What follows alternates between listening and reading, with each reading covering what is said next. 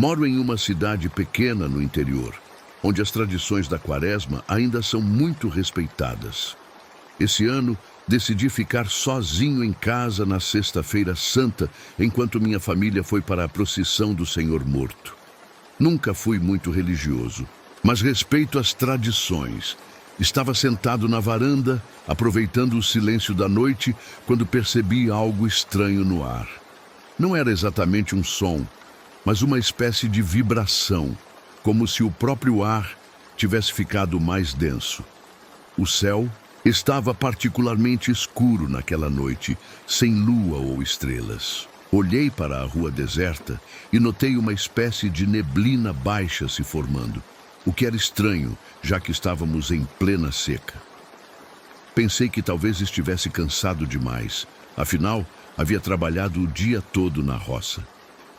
Quando estava prestes a entrar, ouvi algo distante. Era um murmúrio, como várias vozes rezando em uníssono, mas muito baixo, quase imperceptível. Estranhei, pois a procissão oficial estava acontecendo do outro lado da cidade. O som foi aumentando gradualmente, como se estivesse se aproximando da minha casa. Permaneci imóvel, tentando entender o que estava acontecendo. Foi então que vi, através da neblina que se adensava, uma fila de luzes tremulantes se movendo pela estrada de terra que passa em frente à minha casa. Inicialmente pensei que fosse outra procissão, talvez um grupo que tinha decidido fazer um caminho alternativo. Conforme as luzes se aproximavam, percebi que não eram velas comuns. Tinham um brilho azulado, frio, que não iluminava corretamente o entorno. E o mais perturbador, não conseguia distinguir quem as carregava. Via apenas vultos escuros, sem feições, movendo-se em perfeita sincronia. O murmúrio se tornou mais alto, mas continuava incompreensível. Não era português ou qualquer língua que eu conhecesse. Era um som que me causou um arrepio imediato. Tentei me levantar para entrar em casa, mas meu corpo parecia pesado demais, como se algo me mantivesse preso àquela cadeira. A procissão começou a passar exatamente em frente à minha casa. Contei inicialmente 10, depois 20, 30 figuras.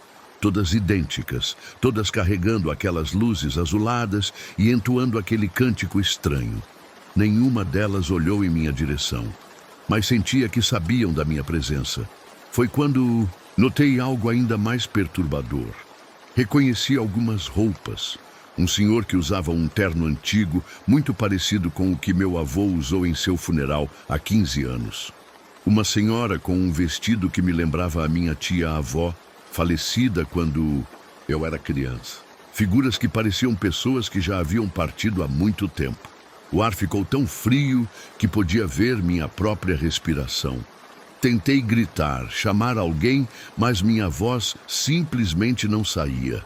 A última figura da procissão parou por um momento, bem na frente do meu portão. Era menor que as outras, como uma criança. Lentamente, virou-se na minha direção e por um instante pude ver um rosto, ou a ausência dele. Apenas 2 luzes azuis onde deveriam estar os olhos. Levantou a mão, como se me chamasse para seguir junto. Em um piscar de olhos, a procissão desapareceu. A neblina se desfez como se nunca tivesse existido. Recuperei o controle do meu corpo e corri para dentro de casa, trancando todas as portas e janelas. Quando minha família voltou, não contei nada. Mas desde aquela Sexta-feira Santa, todos os anos na Quaresma, especialmente após o anoitecer, mantenho-me dentro de casa com todas as luzes acesas. No ano seguinte, um vizinho idoso que morava sozinho desapareceu exatamente na Sexta-feira Santa. Dizem que viram uma luz azul em sua casa antes do desaparecimento. Cresci em uma família muito religiosa e, desde pequeno, participei de todas as tradições da Quaresma. Este ano, já com 28 anos, decidi fazer algo diferente para me aproximar mais da minha fé. Ouvi falar de uma antiga capela abandonada nas proximidades da cidade. um local que dizem ter sido construído por jesuítas há mais de 200 anos. Pensei que seria um lugar perfeito para passar a noite em vigília e jejum na Quinta-feira Santa. A capela ficava no topo de uma pequena colina, cercada por árvores antigas. Quando cheguei lá, no final da tarde, o lugar parecia exatamente o que eu esperava, abandonado, mas ainda preservando sua estrutura básica.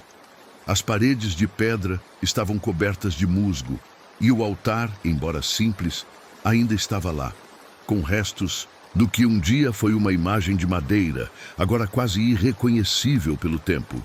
Levei apenas uma lanterna, água, uma Bíblia e um terço que pertenceu à minha avó. Instalei-me próximo ao altar e comecei minhas orações enquanto o sol se punha.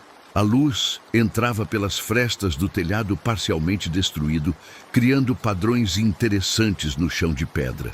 Conforme a noite avançava, comecei a sentir aquele tipo de quietude que só encontramos em lugares realmente isolados. Não havia som de carros, nem de pessoas, apenas o ocasional barulho do vento nas árvores e, às vezes, o pio distante de uma coruja. Por volta da meia-noite, já estava bastante concentrado em minhas orações quando ouvi o primeiro som estranho. Foi como se alguém tivesse arrastado um banco de madeira no fundo da capela. Olhei para trás, mas com a escuridão só conseguia ver silhuetas dos poucos móveis que restavam. Deve ser algum animal, pensei, tentando me reconcentrar. Mas poucos minutos depois, ouvi claramente o som de passos leves, como se alguém estivesse caminhando descalço pelo chão de pedra. Iluminei a área com minha lanterna, mas não havia ninguém. A sensação de não estar sozinho, entretanto, só aumentava. O ar dentro da capela parecia ter ficado repentinamente mais frio e pesado, difícil de respirar. Tentei manter minha concentração nas orações, atribuindo aquelas sensações ao cansaço e à fome do jejum. Foi quando notei algo no altar. A imagem de madeira, que antes estava quase irreconhecível, parecia diferente. Aproximei-me com a lanterna e quase deixei o objeto cair ao perceber que a figura agora tinha feições mais nítidas, como se estivesse se regenerando diante dos meus olhos. Recuei alguns passos, questionando se estava tendo alucinações. Foi então que ouvi um sussurro, tão próximo que poderia jurar que alguém falou diretamente no meu ouvido. Filhos meus, manere mecum. Meu filho, permaneça comigo. Em latim, uma língua que eu não falava. O terror tomou conta de mim, quando percebi que as sombras nos cantos da capela pareciam se mover, ganhando forma, como se várias figuras estivessem surgindo das próprias paredes. Não eram exatamente pessoas, mas silhuetas escuras que se moviam lentamente na minha direção. Minha respiração ficou acelerada e tentei encontrar a saída, mas estava desorientado. A lanterna começou a falhar, piscando, até que me vi completamente no escuro. Os sussurros aumentaram, agora vindos de todas as direções, sempre em latim, sempre me chamando para ficar. Em desespero, agarrei firmemente o terço da minha avó e comecei a rezar em voz alta. Foi quando senti uma mão gelada tocar meu ombro. Não era uma mão humana, era fria demais, dura demais, como se fosse feita da mesma madeira antiga da imagem do altar. Gritei e corri às cegas até encontrar o que achava ser a porta. Ao sair, caí rolando pela encosta da colina, machucando-me nos arbustos e pedras. Quando finalmente parei, olhei para cima e vi a capela, agora iluminada por uma luz que vinha de dentro, como se dezenas de velas tivessem sido acesas. E podia jurar que ouvi um canto gregoriano, o tipo que não se ouve mais nas igrejas modernas. Corri sem olhar para trás até alcançar meu carro. Já amanhecendo, voltei com alguns amigos para buscar minhas coisas. A capela estava exatamente como a encontrei inicialmente. Abandonada, silenciosa, sem sinais de velas ou qualquer movimentação recente. Mas deixei o terço da minha avó lá.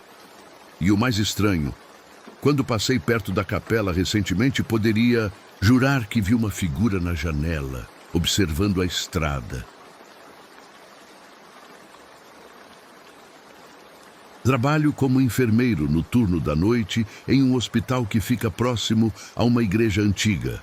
Durante a quaresma, especialmente na quarta-feira de cinzas, sempre notei algo diferente no ambiente do hospital, principalmente no setor onde ficam os pacientes terminais.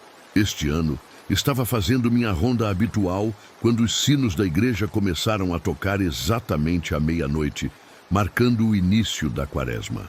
Não era comum que tocassem tão tarde, mas pensei que talvez fosse alguma celebração especial. O hospital estava particularmente tranquilo naquela noite. Tínhamos poucos pacientes e a maioria dormia, enquanto verificava os sinais vitais de uma senhora idosa em estado grave. Notei que ela abriu os olhos e fixou o olhar no canto do quarto, onde não havia nada além da parede branca.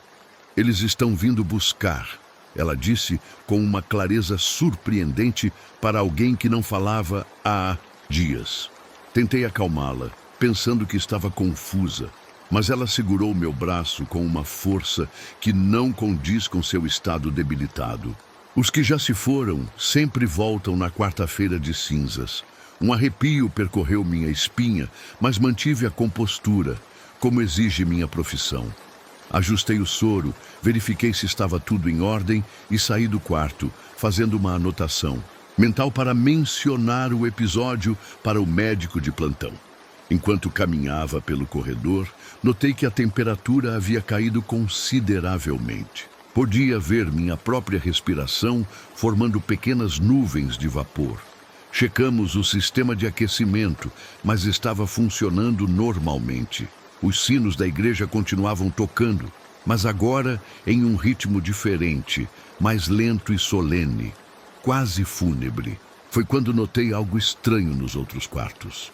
Todos os pacientes, mesmo aqueles fortemente sedados, estavam acordados, sentados em suas camas, olhando para a mesma direção, para a janela, em direção à igreja. Chamei outros enfermeiros para verificar a situação, mas estranhamente não conseguia encontrar ninguém. O setor, que normalmente teria pelo menos 5 profissionais de plantão, parecia deserto. Voltei à estação de enfermagem para usar o telefone interno, mas a linha estava muda. Tentei usar meu celular, mas não havia sinal. Foi quando ouvi passos no corredor, passos lentos, arrastados, como se várias pessoas estivessem caminhando com dificuldade.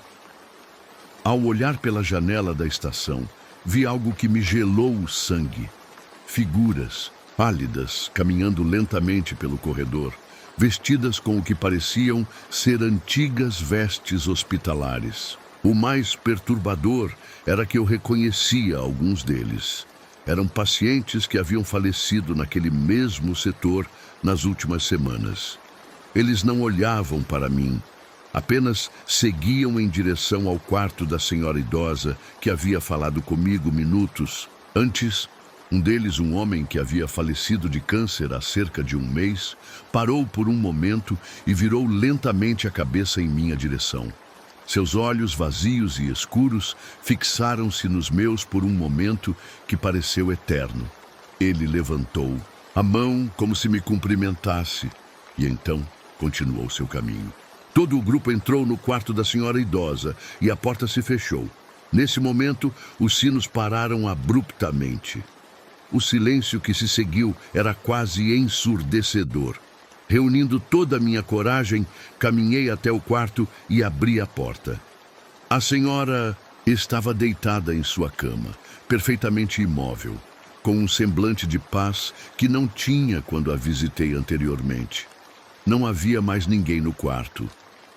Aproximei-me para verificar seus sinais vitais e constatei que ela havia falecido. Curiosamente, o relógio na parede marcava exatamente 00:40 e seu prontuário mostrava que ela nasceu às 00:40, 87 anos atrás. Quando o dia amanheceu, outros funcionários chegaram afirmando que haviam estado no hospital o tempo todo, mas em outros setores. Ninguém mais havia notado nada de estranho. O médico patologista determinou que a senhora havia falecido de causas naturais.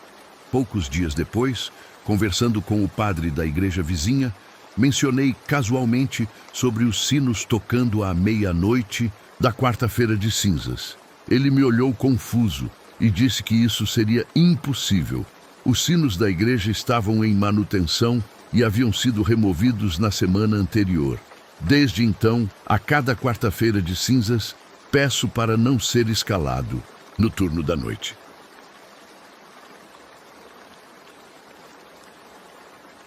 Minha avó sempre dizia que na sexta-feira da paixão, entre 15 horas e 15 horas e 30, a hora da morte de Cristo, não deveríamos nos olhar em espelhos. Como muitas superstições antigas, ignorei esse conselho por anos, considerando-o apenas uma crença sem fundamento. Este ano, porém, algo me fez lembrar dessa história. Estava sozinho em casa na Sexta-feira Santa, organizando algumas coisas no quarto que pertenceu à minha avó, falecida há 6 meses. Entre seus pertences, encontrei um espelho antigo de mão, com moldura de prata escurecida pelo tempo e detalhes de flores gravados. Lembrava vagamente de vê-lo na penteadeira dela quando era criança, mas nunca tinha prestado muita atenção. Levei o espelho para meu quarto, pensando em limpá-lo e talvez usá-lo como item decorativo. Coloquei-o sobre minha cômoda e continuei com minhas tarefas do dia. No final da tarde, enquanto ajustava algumas roupas no armário, olhei para o relógio. Eram 14h55. Foi então que me lembrei da superstição da minha avó. Sorri com a coincidência e, por um impulso meio irônico, decidi testar. Peguei o espelho e sentei-me na beira da cama, olhando para meu reflexo enquanto esperava dar 15 ordens. Nos primeiros minutos, nada aconteceu.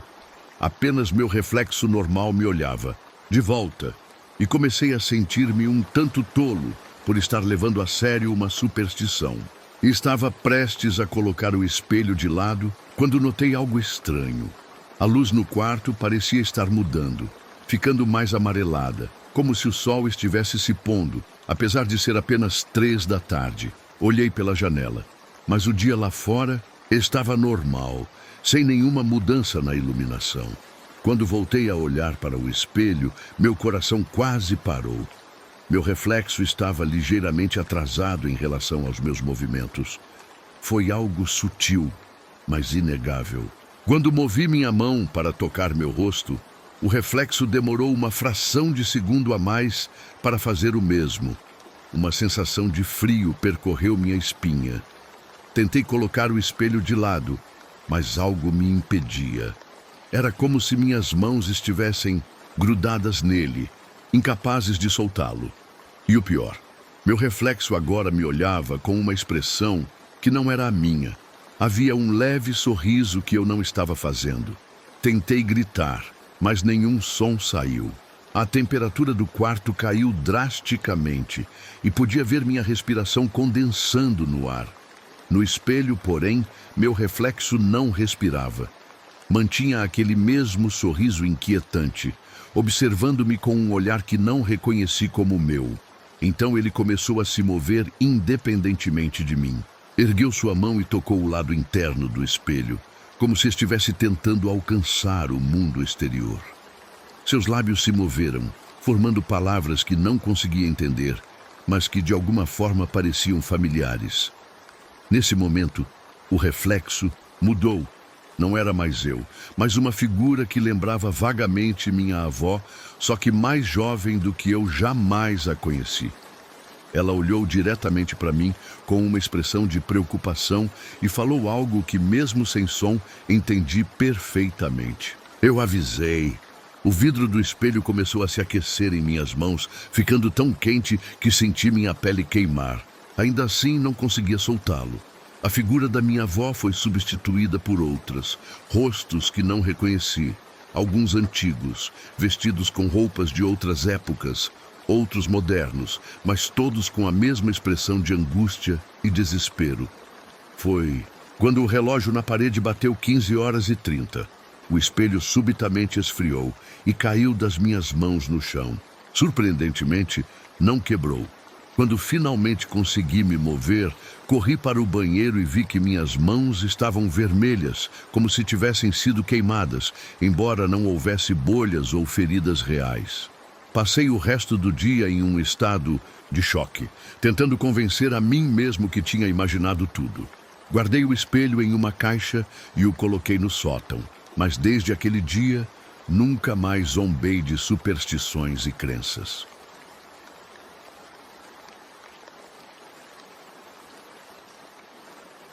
Se você gostou desses relatos, não se esqueça de se inscrever e deixar sua opinião nos comentários. O que você faria no lugar dessas pessoas? Qual dos relatos mais te deu medo? Deixe sua sugestão de que tipo de relatos você gostaria de ouvir no próximo vídeo e até os próximos relatos.